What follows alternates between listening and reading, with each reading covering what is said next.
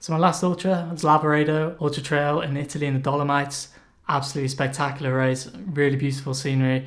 120 kilometer race with over 5,000 meters of climbing there. A lot of lessons were learned within that race, and for me these were some major points that maybe I neglected a little bit, but sometimes they're unavoidable, but sometimes obviously there's things you can do to prepare for them. So starting the race, started off obviously a big group of us, elites at the front of the field. It was obviously going to be a fast start for the race, but it's important for me and myself anyway, within that field, I want to be as competitive as be, to make sure that I am mixing it well enough at the start, to make sure I am putting myself in a good position towards the front of the field to then obviously build up within the race itself. But the biggest takeaway for me was still pacing for this race. I felt like I was in a good position, felt like I was moving well, talking with the other runners as we were on the first climbs, and I'm feeling good and strong, feeling really positive and a really good mental headspace. But looking back on the race, in hindsight, maybe I should have just been taking it just a little bit easier on those first few climbs.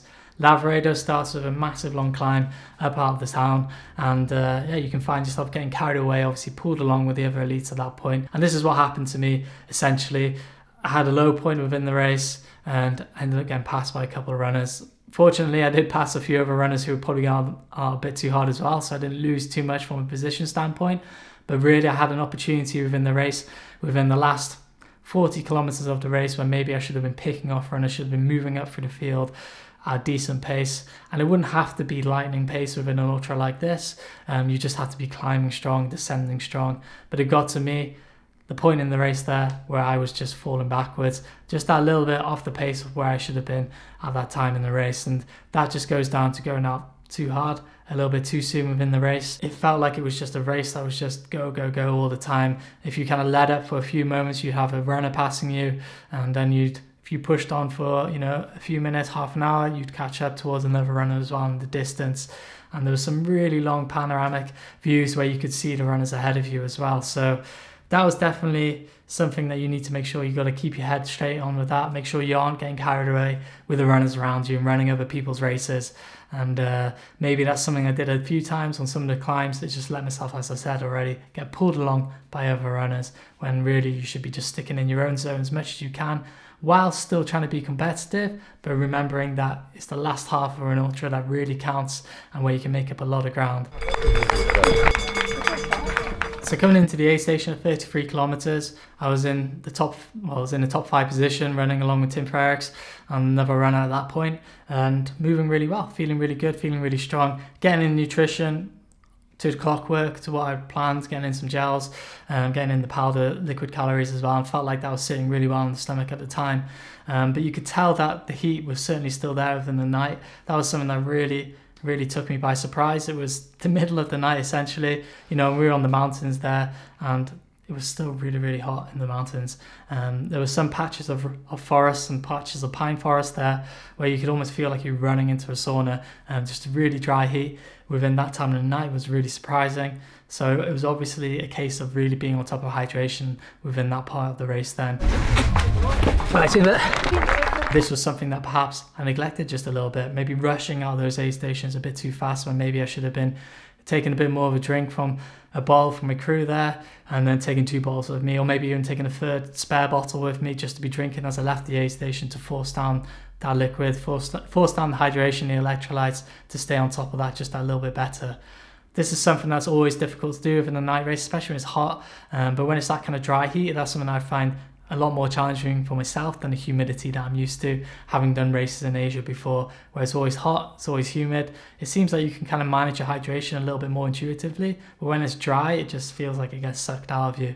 So hydration was something that definitely came to kind of pick me off later in the race, really. I think that just gradually started eking away at me as I kind of rushed through the aid stations. I think having that third bottle to hand, if it's a flexible, lightweight bottle like they all are these days, that would have been no way to have in my pack, but it would have given me the opportunity at aid stations to leave with that bit more of hydration, and still be moving fast with those aid stations, but just making sure I'm drinking just that little bit more, because that would have been a big component then leading into the later stages of the race as it got a lot hotter. So hydration was something that I let fall quite badly, and then it came to around 70k in the race, I think it was, when I started having that low patch.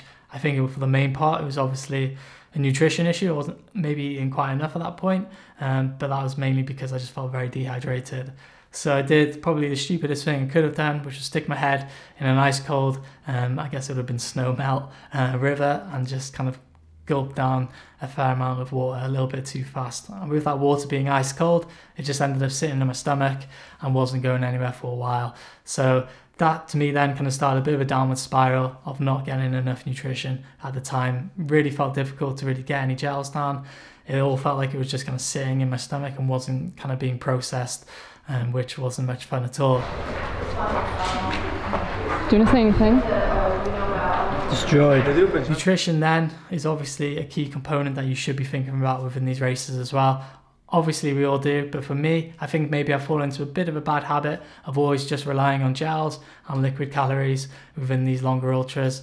I've done a lot of 100Ks, a few 120s over the past few years, and that's always kind of seen me through quite well. A little bit of that, and obviously picking up some fruit at the aid stations, bananas, always sucking on some oranges, some watermelon. I kind of assumed that that would work really well for this 120K for Lavaredo, but that's the thing you can never do with ultras, is assume. You need to be prepared for different scenarios and prepared for the worst that can happen. I needed to have backup plans in place, and I think I needed more solid foods, especially when I'm running through the night.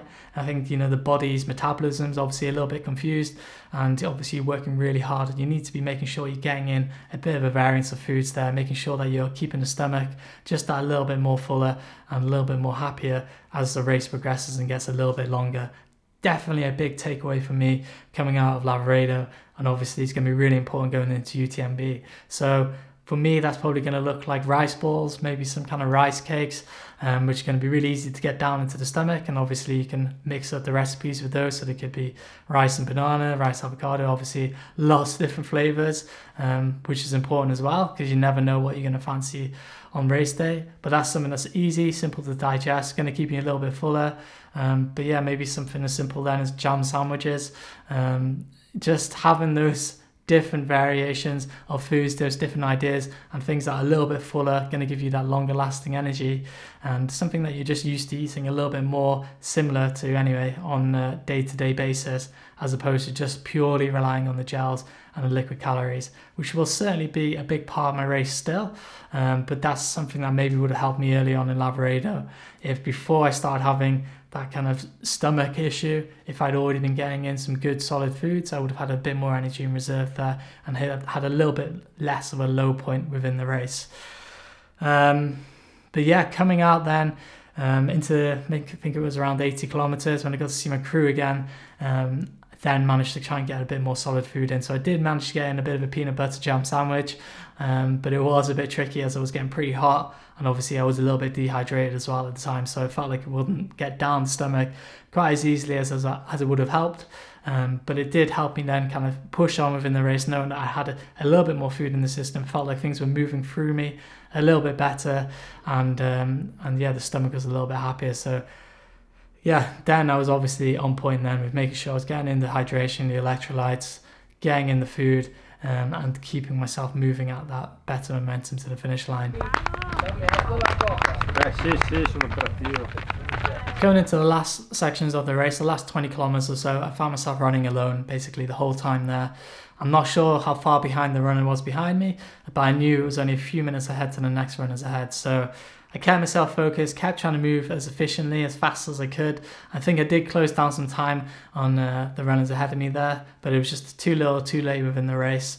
But definitely had some great positive feelings going into those later stages of the race. I always find that last 20 kilometers of an ultra, some bizarre reason you can go from feeling absolutely terrible, 10 kilometers earlier, to feeling pretty good and moving pretty well. Maybe it's just the euphoria and excitement of knowing you're going to get to that finish line, knowing that the hardest parts of the race, most ultras anyway, are behind you, and you usually got a long downhill into there. So within that last 20 kilometers, as soon as I got to that long descent back into Cortina, I felt really good and was moving really strong, which was a good sign with the legs. They were feeling really strong, and definitely felt like they had had 100 kilometers in them, but it was a good takeaway to feel like the energy reserves and the overall positive vibes in the body were in a good place, to obviously take forward towards UTMB, which is my next race along now.